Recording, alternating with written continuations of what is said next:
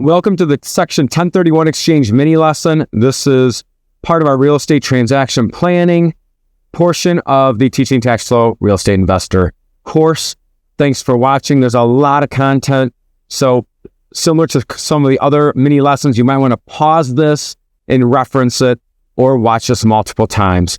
We really like the 1031 exchange strategy because it fits with our gold, our purple, and our red teaching tax flow diagnoses. Let's jump into this 1031 exchange.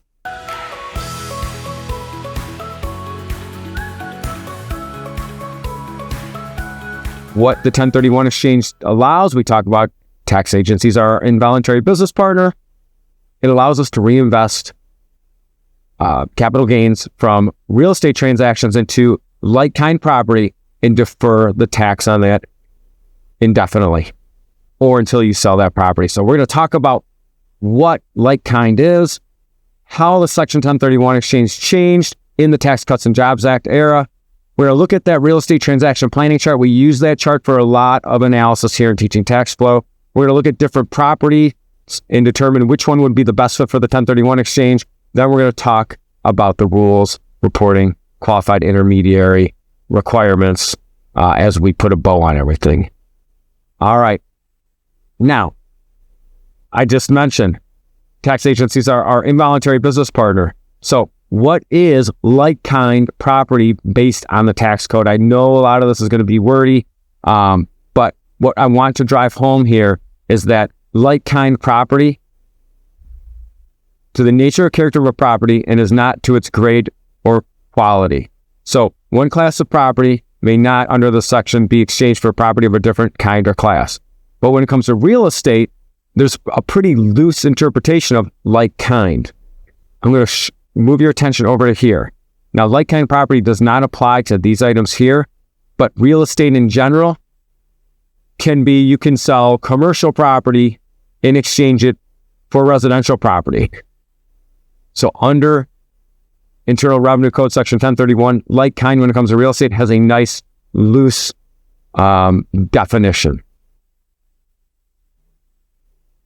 I know this gets technical again, but per final regulations, when it comes to that Tax Cuts and Jobs Act, so that you used to be able to do like-kind exchange for several different pieces of property, types of property. But I wanted to pull your attention here. Under the Tax Cuts and Jobs Act, all right, like-kind treatment exchanges, it limits like-kind exchanges to rental property only. So as of January 1st, 2018, exchanges of personal or intangible properties like vehicle, artwork, collectibles, pens, all that used to be eligible for like-kind exchange. That all went away. But the Tax Cuts and Jobs Act kept 1031 exchange availability for real estate. And like I said, we know that real estate has that little bit of a loose interpretation. All right, let's look at our real estate transaction planning chart. We're looking right here. We're looking at investment properties, and we're looking at if we sell the property right here, typically, if you move into that 1031 exchange and you properly execute it, which we're going to talk about, you don't have to pay tax on any income. So that tax flow versus cash flow. You're not having to pay, if you execute a property 1031 exchange, your involuntary business partners, a portion of your profit via tax.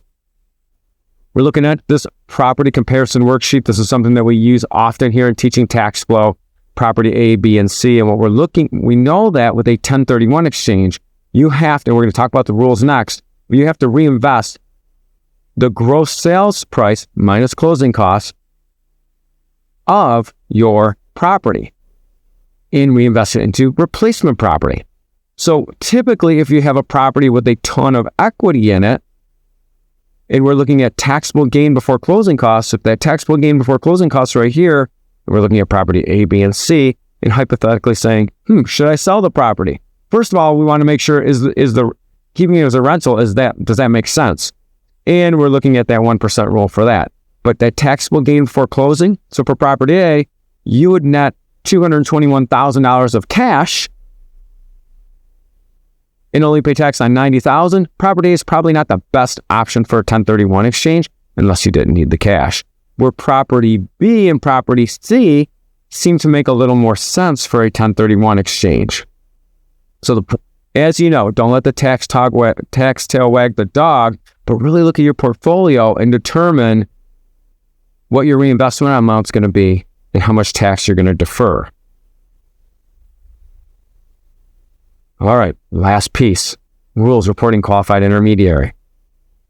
This is very important. Remember, you can't do a 1031 exchange on your own. You need to use a qualified intermediary. That, in the real estate world, we use the term QI. And the QI must hold your exchange proceeds throughout the process. So if you sell a property and that money hits your bank account or your business bank account, you cannot do a 1031 exchange. The exchange does not require 1-for-1. Remember, you could sell one piece of commercial property and buy 5, 6, 7, 8 pieces of residential property to execute the exchange. The replacement property must be like kind. We already looked at that definition of like kind. We can go back and look at it to the relinquished property or the sold property. The same taxpayer that sells a property has to buy the new property. There's an exception if you have a single member LLC. That's a disregarded entity for federal tax purposes. So that means that that still qualifies. To defer all capital gains, the price of the replacement property must equal or exceed the price of the relinquished. You can definitely sell a $400,000 property and 1031 exchange into a $600,000 property. There's a rule about mortgage amounts I want you to be aware of. The last two rules are very important. You're going to work with your qualified intermediary. There's a 45-day identification period rule where you're identifying new properties. There's lots of rules with that. There's a 180-day closing period rule to consider. And you have to report this on your Form 8825. We're going to have a lot more content on 1031 exchange moving forward, but make sure, if you're considering that QI, the 1031 exchange, to contact a qualified intermediary as soon as possible. All right, thanks for watching this lesson. Have a great day.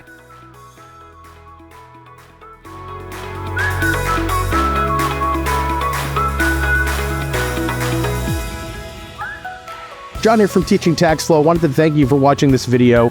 We literally have hundreds of hours of content between podcasts, webinars, videos just like this built specifically for you, the taxpayer. Whether you're a full-time employee, you're a freelancer, you're a contractor in some other sense, or you're thinking about getting into business for yourself. Everything here at Teaching Tax Flow is perfect for you, basically going off of the roadmap provided by the IRS to legally and ethically reduce the taxes paid over your lifetime. So be sure to subscribe to this channel and connect with Teaching Tax Flow, and we will see everybody very soon.